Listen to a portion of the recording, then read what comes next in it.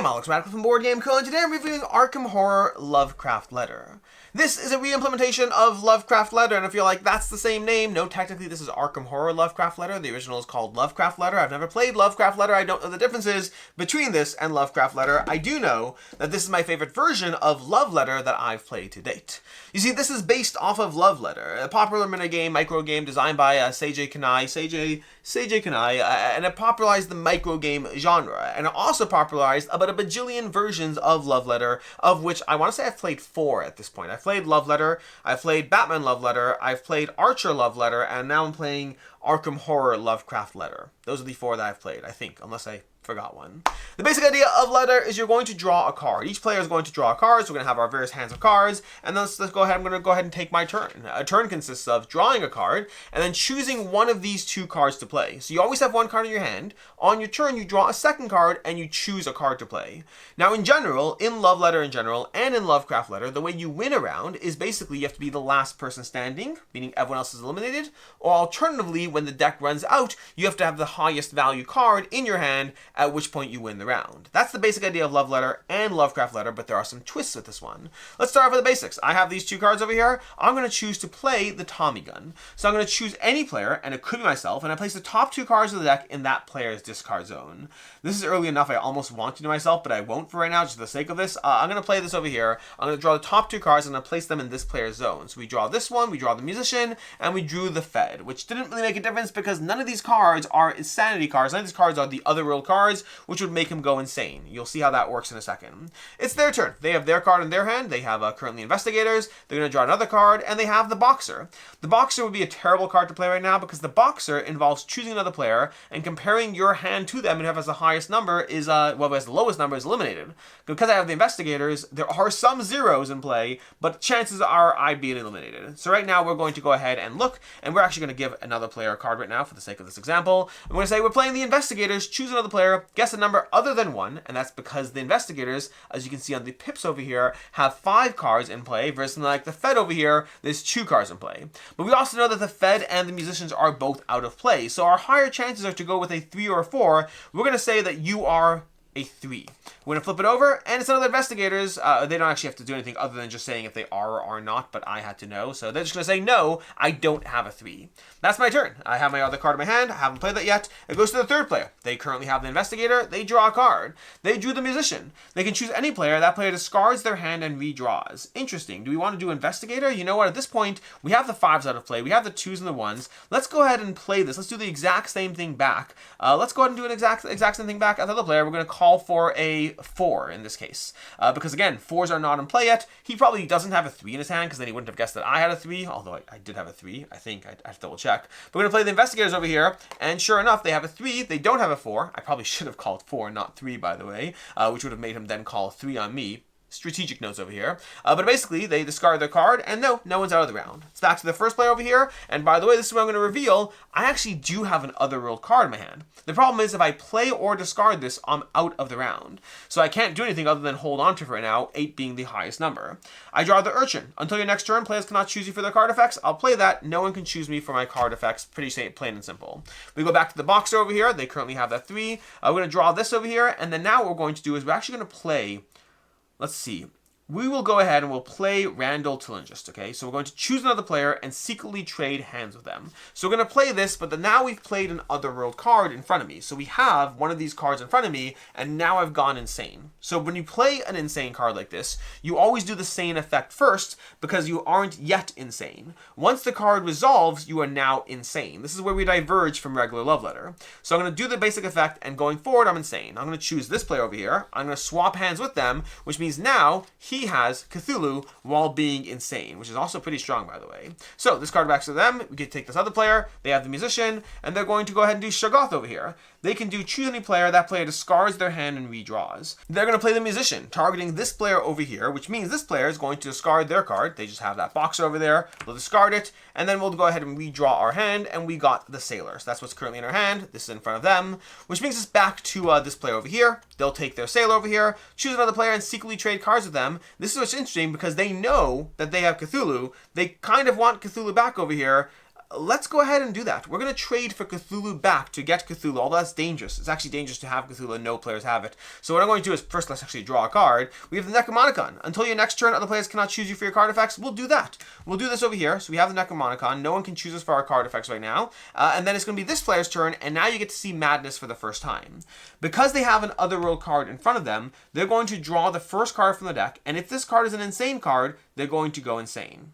And it's not, they are safe. That card gets discarded, it's out of play, but as you play Otherworld cards in front of you, you've now opened up the fact that you are insane and you can choose the stronger effects, but there's also a risk that you die every single time you pull a card. So now that they've done their check, or their sanity check, they're going to draw another card. They have the Night Gaunt over here. They're going to choose another player and secretly look at their hand as an option, but they can play this, use this card's Sane effect, then take another turn with no sanity check.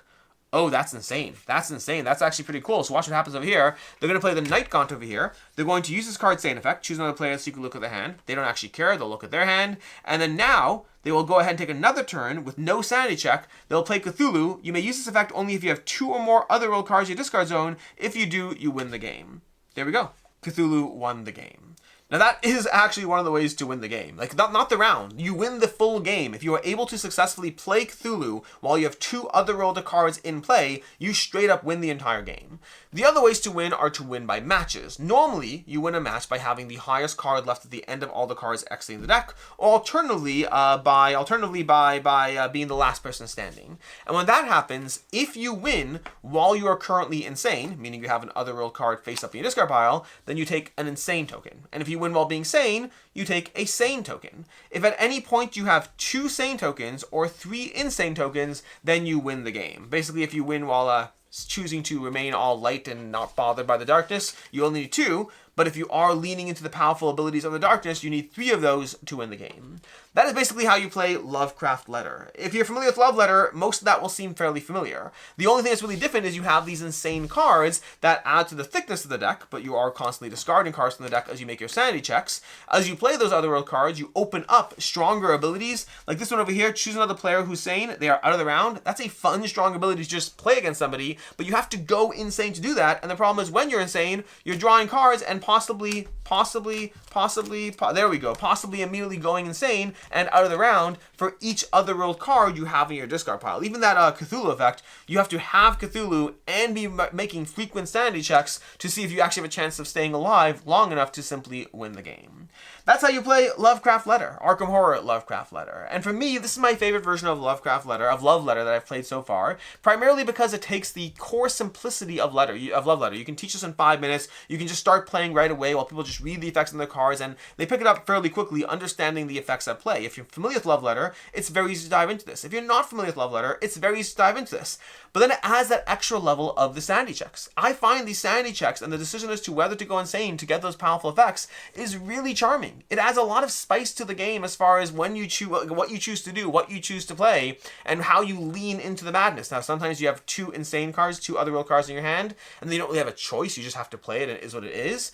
But overall, this takes the simple accessibility and slight chaos of Love Letter. It ramps it up to the next level while giving it a fun theme, great art, and just a dash of insanity, which makes you feel powerful as you get to do these stronger effects, but then also makes you die. And then winning through Cthulhu, I've only had it happen one time, other than now. This is actually the second time that happened, but it's a sample playthrough. I've only had that happen one time, but it's such a fun moment. Like, it wasn't even me. I didn't even win with Cthulhu. Watching somebody else win with Cthulhu was just like, it's cool. It's cool. Like, oh my gosh, you have the Otherworld cards, you have Cthulhu. It feels well earned because it doesn't happen often. And so overall, this is simple, it's accessible, it still is very luck-based overall, like yes, the strategy, yes, the decisions, but there's definitely a healthy dose of what cards do you happen to draw at any point, and how do the rounds happen to play out. You could be out of the game round 1 just because of the way something played. You know, your first turn, someone goes ahead and compares hands against you, and boom, you're out of the round. And now you have to watch other players finish the round, which is not that big a deal because rounds are very, very snappy, but nonetheless, it is a luck-dependent game. This is just my favorite version of that luck-dependent game.